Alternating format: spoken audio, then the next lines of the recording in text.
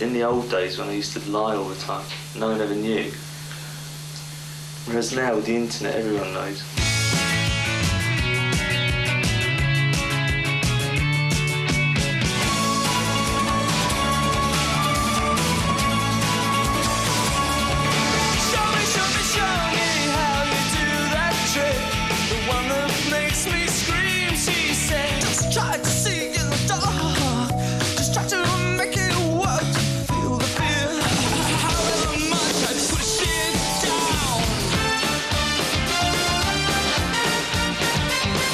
Cure est de retour avec un DVD de ses clips et une compilation plutôt anecdotique, agrémentée d'un CD bonus comprenant les tubes passés en acoustique.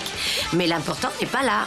Cure s'apprête à quitter son label de toujours, Polydor, après plus de 25 ans de carrière, l'occasion d'un bilan serré en compagnie de Robert Smith. The record company came and said, do you want to do an album called Greatest Hits? I mean, I at first thought it would be really nice to do a new album called Greatest Hits. I thought that's what they were suggesting. I thought, fuck it, a change of heart. There's real imagination going on. And then I realised that they wanted old songs. So we meet again, and I offer my hand all dry. I picked a photograph of it's an old black and white photo of a swing in a New York park with a little girl walking off in the distance. And that, with Greatest Hits, was really good. I thought it was a really strong kind of like tension existed. And I sent it off with really high hopes. And I got an email and faxes back saying, unless your image is on the front of this album, like, we can't deal with it. It's like, but you do have to have a certain amount of perseverance because you deal with so many idiots.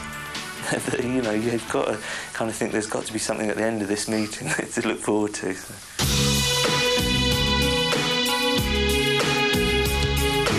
Cure a appris à collectionner les tubes improbables de Boys Don't Cry à Lullaby.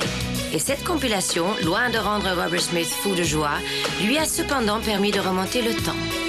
It's like discovering something in an attic that you played with as a child. You're instantly transported, and it makes you feel a very strange feeling that in fact no time has passed and that your entire life has actually been a dream. It's been fabricated by someone.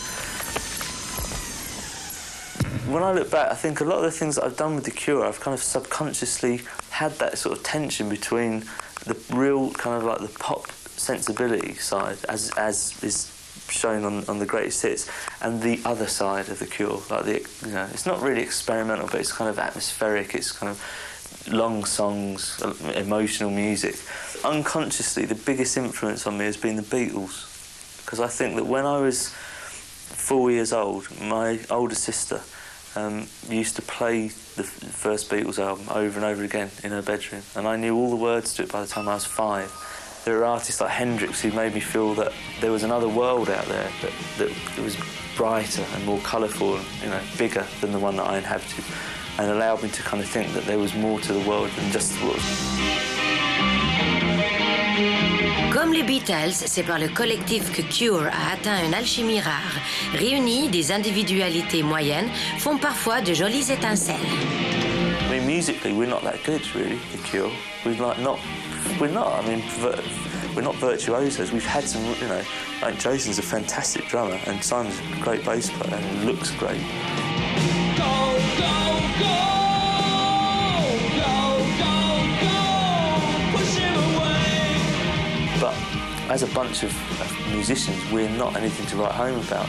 But within the context of The Cure, when we're playing well, we make a really good sound. And I think it's all those things, like that we're not particularly good individually, but as a band we can make it work.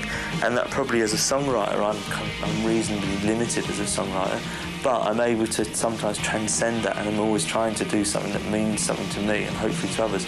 All those things, I think, combine to make people look at us and think, well, if they can do it, then so can we. Homie Mixed Up en 1990, une tentative discutable de remix plutôt dance, Robert Smith n'a jamais lâché sa six cordes en éternel adepte des notes stridentes.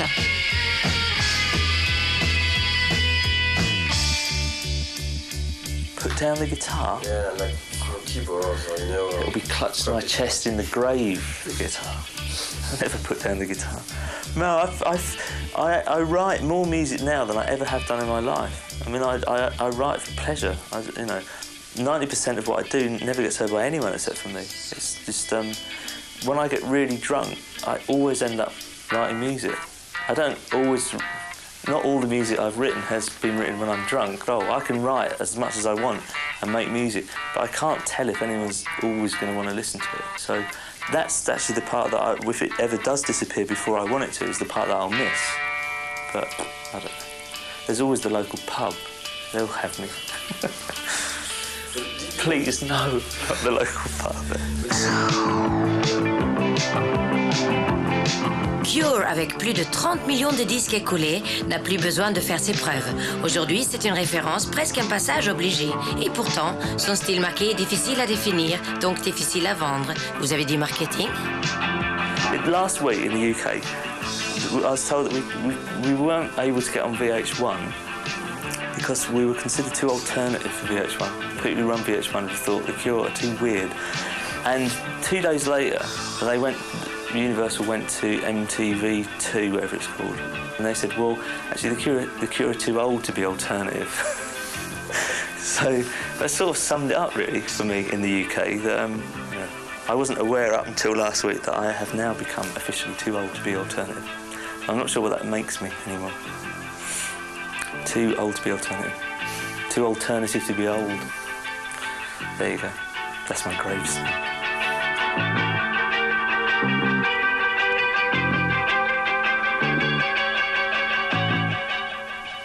I feel I've done so much that I should be dead.